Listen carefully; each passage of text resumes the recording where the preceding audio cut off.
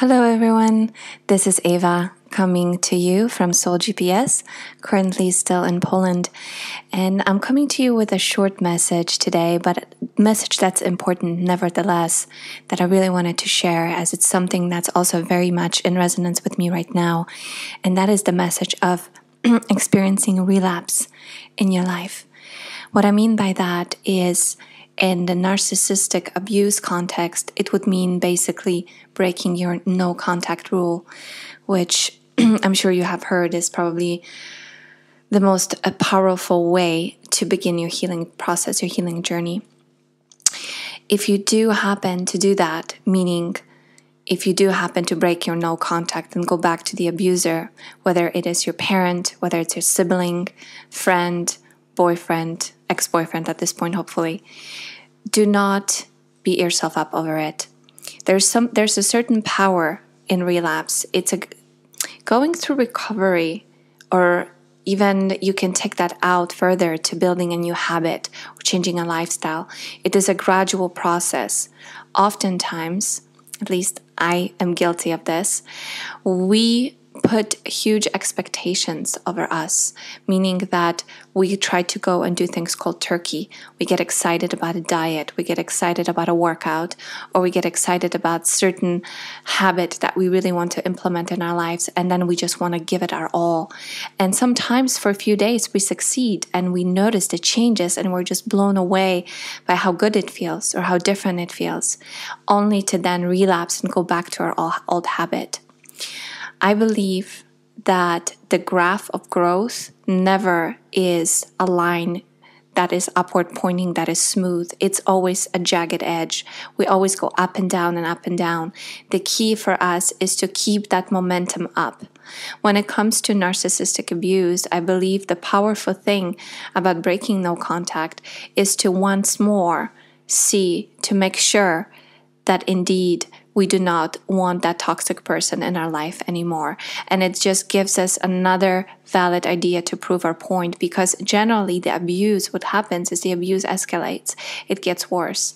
If we return, we're sending the message to the abuser that we can take the abuse, that we're signed on for the program, that we once more ate their bullshit, which makes them feel cocky and empowered. And even though for a moment, for a while, they will probably act nice, eventually they're going to do something worse to us because they already know our limit. But again, it is just yet another proof, in case if we need it, that indeed we needed to see in order to then make that clean break, if indeed that's the right time. I remember in my case when I was leaving my husband years ago, and it took me about a year and a half to leave a 9-year-long relationship.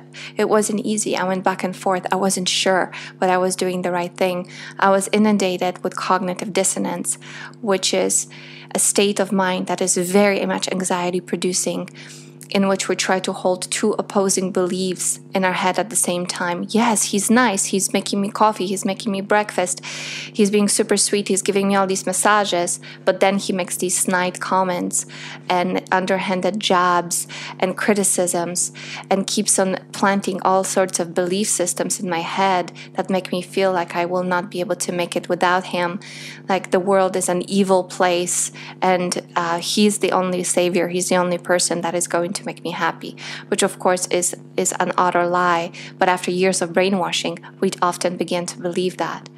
So I remember when I went back, and for a while it indeed was wonderful, and I thought, wow, maybe I can make this, maybe we can make this work, only to then wake up one morning and have it all just fall apart. But that was the impetus I needed in order to then gain the momentum to move out and start a completely new life. So if you did go through a relapse, do not feel bad about that. Same with the diet. I can totally relate to that right now as I'm going through a process of a detox. It is April.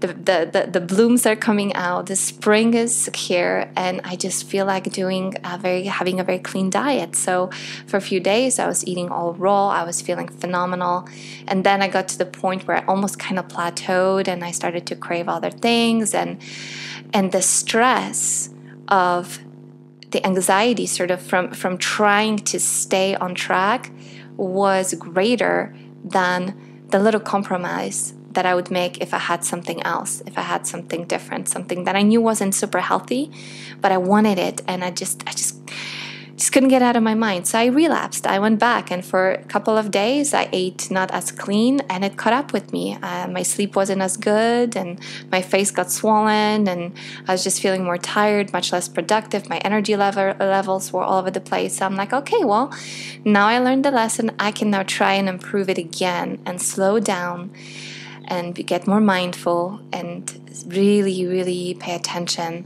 to what it is that I want to put into my life, what I want to move forward with, after having gone through an utter devastation and having everything basically get blown into pieces. And now I'm putting all the pieces back in.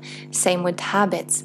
I'm trying to install different habits. You may be exactly in the same boat when you feel like you know what's healthy for you, you know what's right for you, but yet you can't quite make yourself do it. Same with meditation. Story of my life. I would start a meditation practice only to quit. But what do they say in meditation? This is really key. This is really important. Is that they say that it's a practice. It's not something that we get once and then we're done. Like we just have that one profound, perfect meditation. All the fireworks go off. We get super enlightened. We arrive. Where do we arrive? Well, we arrive right here. And then it's the continuous thing. It's a state of mind we cultivate. So what do the Buddhists say? Is they say, same thing when you're actually in meditation. What they say is that the thought comes, let it go, start over. So we start over. We have every day, every moment of our day to start over. So if you do find yourself relapsing, going back to an abuser, or going back to a bad diet, or skipping on a workout, maybe you need that rest. Maybe you needed that lesson. Maybe it was exactly what the universe has put in your path, so there's a message, a deeper message for you. Integrate that. Take a moment for yourself. Forgive yourself for doing that.